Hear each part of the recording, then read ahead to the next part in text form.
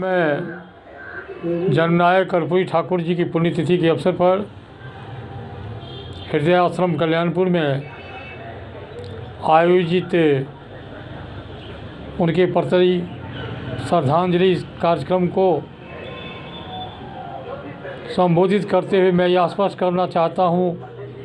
सबसे पहले तो मैं जननायक जी के प्रति श्रद्धासुमन अर्पित करता हूँ और उसके बाद आज के कार्यक्रम के अध्यक्षता कर रहे लोक कथा के गायक जनवादी लेखक संघ के सम्मानित सदस्य और आज की कार्यक्रम की अध्यक्षता कर रहे माननीय श्रद्धेय अग्रज बड़े भाई, सम्मान से हम लोग प्रवासी बाबू कहते हैं लेकिन नाम उनका पूरा है माननीय रामदास ठाकुर जी प्रवासी जी।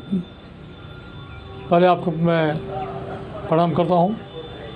इस कार्यक्रम में उपस्थित हृदय आश्रम के संस्थापक बाबू हृदय नारायण सिंह जी, आपको मैं भी धन्यवाद देता हूं कि जननायक कर्पूरी ठाकुर जी के प्रति श्रद्धांजलि समारोह आयोजित करने के लिए आपने अथक प्रयास किया।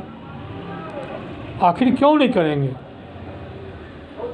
मैं प्रोफेसर गणेश प्रसाद यादव पूर्व प्राचार्य हों या जननायक कर्पूरी ठाकुर जी हों या हृदय नारायण सिंह जी हों या रामविलास प्रवासी बाबू हों या आप श्रोतागण हों, मैं ये बताना चाहता हूँ कि जननायक कर्पूरी ठाकुर जी आज नहीं है, इस धरती पर आज नहीं है। वो आज ही की तारीख को 17 फरवरी 2088 में उनका निधन हुआ था।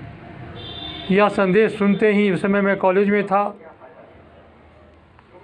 छात्र छात्राओं द्वारा, कर्मचारियों द्वारा, शिक्षकों के बीच सब लोग त्वरित गति से एक जगह हो गए और कॉलेज के मैदान में कैंपस में उनके प्रति श्रद्धांजलि हेतु शोक सभा आयोजित की गई। 2 मिनट का मौन धारण करके लगता था कि पूरे बिहार में शोक का लहर है, कहीं कोई आवाज़ नहीं।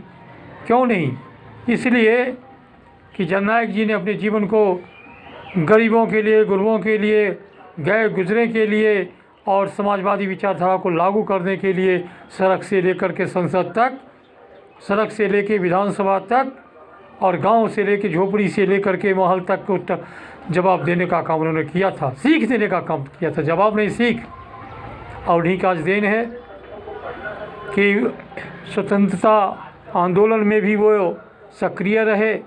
शुरू में तो एक शिक्षक के पद पर बहाल हुए थे, जहां आज कर्पूरी ग्राम उनके नाम पर बन चुका है, जिसे पितौजिया कहते थे लोग। और पितौजिया से ही उनकी राजनीति शुरू हुई, ताजपुर विधानसभा से शुरू हुई।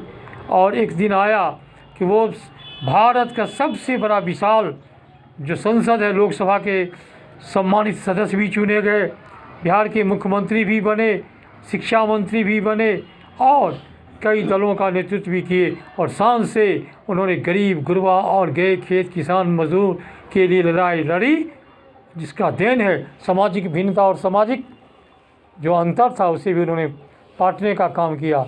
जो लोग उनके जीवन में गाली देते थे आज उनके दर्शन को समझ गए। बार बार जननायक कर्पूरी ठाकुर जी कहते थे, हम छात्र जीवन में जब थे तो वो कहते थे, जब जयप्रकाश आंदोलन त्वरित गति इंदिरा गांधी कांग्रेस पार्टी के टाइम में जब आंदोलन था तूफान पर, तो भूमिगत हो चुके थे और लोकनायक जयप्रकाश के आंदोलन में ही निकले। और चुनाव जब हुआ 77 में तो पूरे देश में साम्राज्यवाद की जो स्थापना थी उसका खात्मा हो गया प्रवासी जी, खात्मा उन्होंने किया। आज जो गैर कांग्रेस बात कहिए, अब अभी बीच में जो चल रहा है, आज के कर्पूरी जननायक जी होते, आज कर्पूरी ठाकुर जी होते, जो किसान का जो आंदोलन होता वो तुरंत खत्म होता और केंद्र की सरकार जो है तुरंत धराशायी होती, उनमें वो बनता। सबको जगाने का काम किया और समाजवाद की नींव को मजबूत ही नहीं किया बल्कि समाजवाद की नीति को संसद में भी रखा, विधानसभा में रखा और अपने जीवन काल तक वो एक एक लोगों के लिए लड़ते रहे। ऐसे थे हमारे जननायक कर्पूरी ठाकुर जी, जिनको आज हम याद करते हैं और श्रद्धा से निवेदित करते हैं। जय जननायक, जय कर्पूरी, जय जननायक, जय कर्पूरी। धन्यवाद।